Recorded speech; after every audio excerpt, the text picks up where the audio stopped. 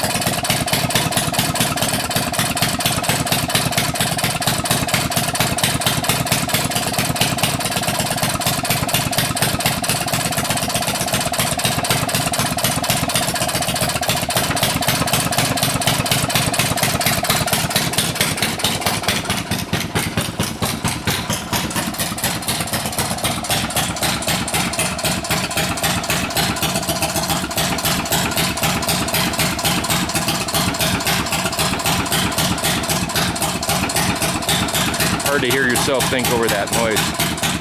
No muffler required back in the day. Just an iron nipple.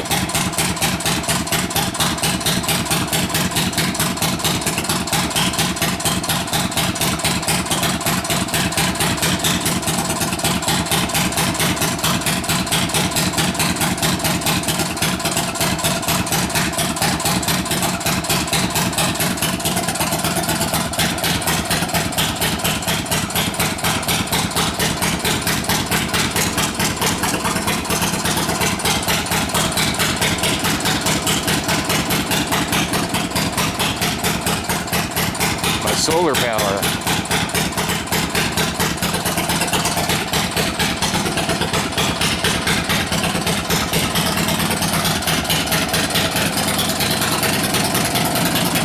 I think it's running out of gas now.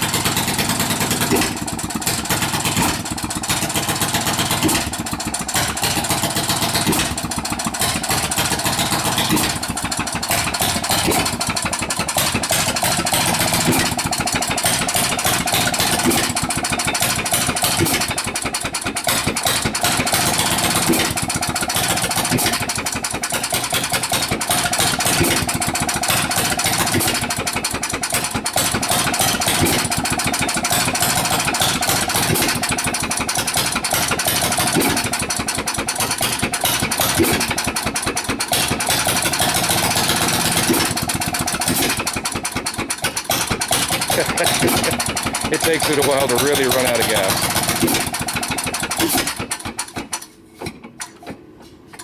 All right. It is now out of gas. Wasn't that fun? Here's how you adjust the throttle. And I've got to rebuild that. Unfortunately, I don't have access to clear gas. Any alcohol, it's having its way with that valve, and it's getting hard. So I got to repair that. My replacement switch. That will make it no more sparky. This is the coil right here. Just a regular old wire. It's not even tight or anything. It's just flopping on there.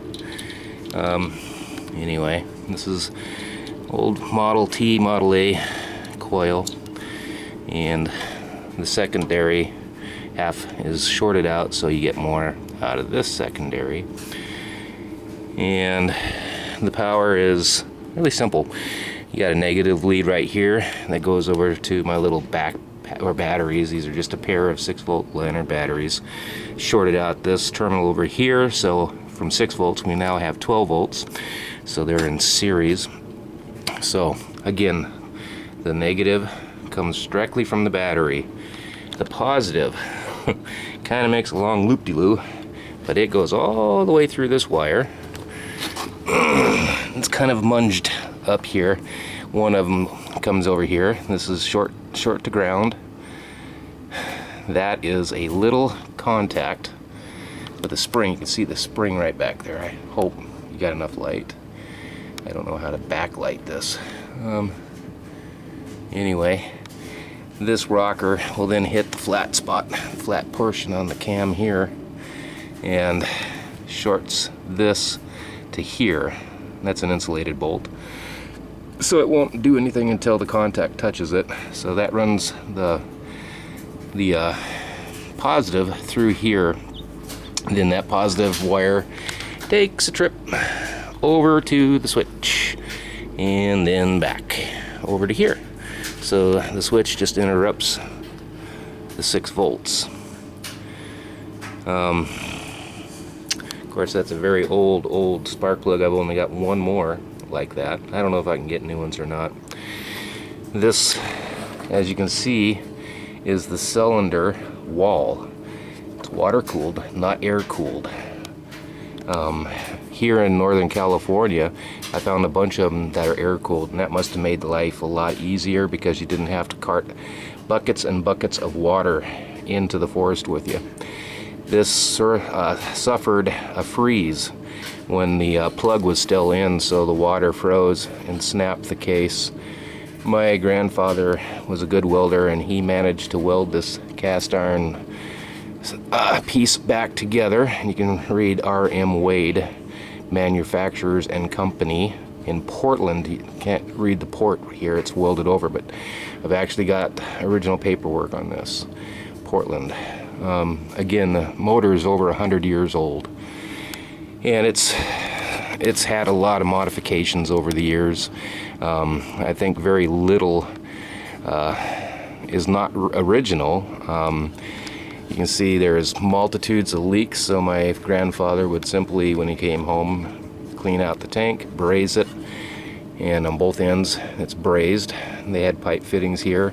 This is a national pipe, 3/4 half-inch pipe, so you can actually unscrew the little carburetor mechanism. And this is just a little flapper valve with a very, very light spring, so the thrust of the air will then pop it open, and that causes this to go ahead and emit fuel. And of course then it's sucked up into the cavity here. The cylinder or the piston's going back and forth over here. That sucks up the petrol. This little pepcock, ouch, it's hot, is for priming. So you can dump in a couple of squirts of gasoline initially to get it fired up. I need to turn the oil off now. This is a drip oiler here. Obviously you mixed oil with gasoline to make 2-cycle, use. And you also still needed additional oil for these bearings in here. These bearings are leather packed bearings.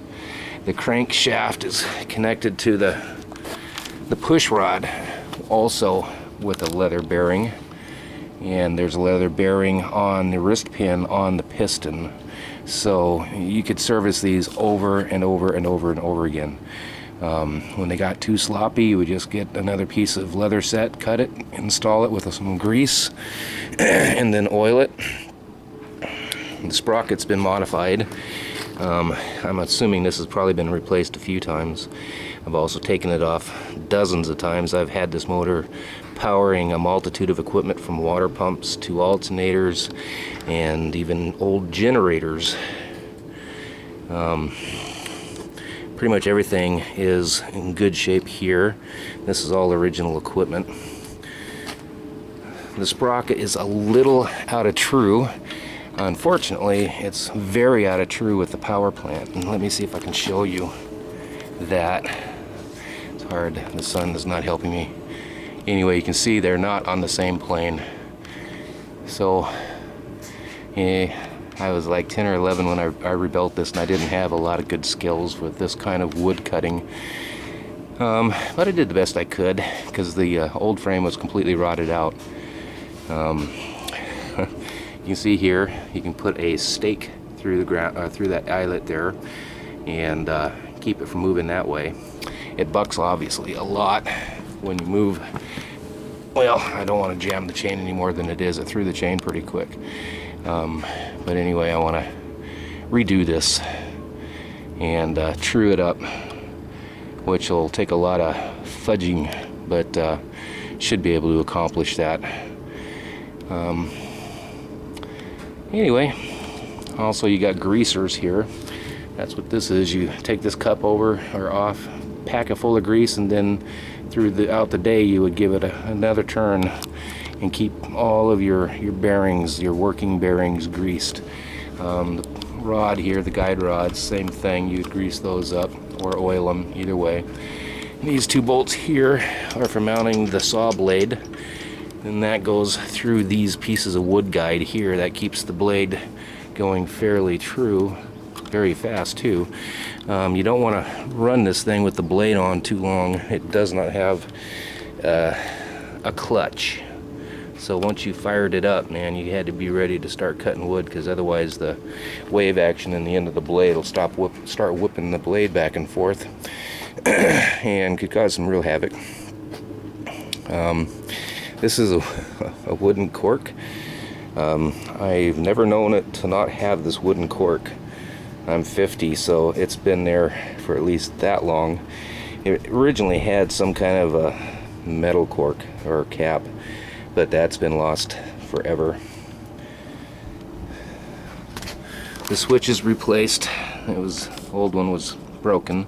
Fortunately, the motorcycle cover collected a lot of water, and it grabbed the switch and snapped it off, and also kind of reared havoc on the ignition advance.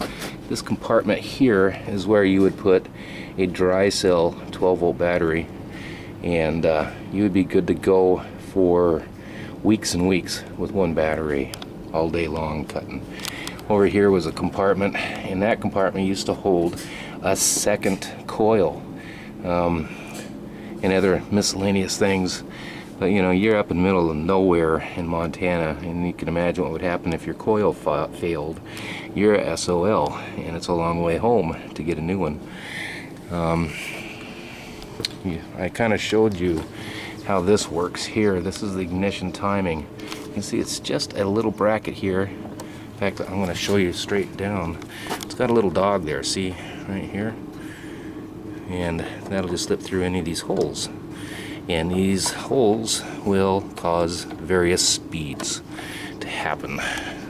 This is all bent out of shape again. The cover grabbed this rod. It went in between here and bent it all up, but you know, it's not original equipment. This is an old brazing rod that was pressed into service to act as the the medium here for adjusting the speed for slow, and that's also for helping you start, because it advances the timing or retards the timing dramatically, and then ultra fast.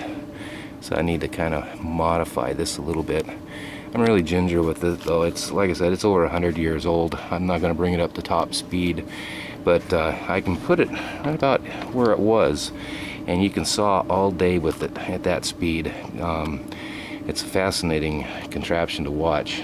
You know, my God, this is how the chainsaw finally came into fruition.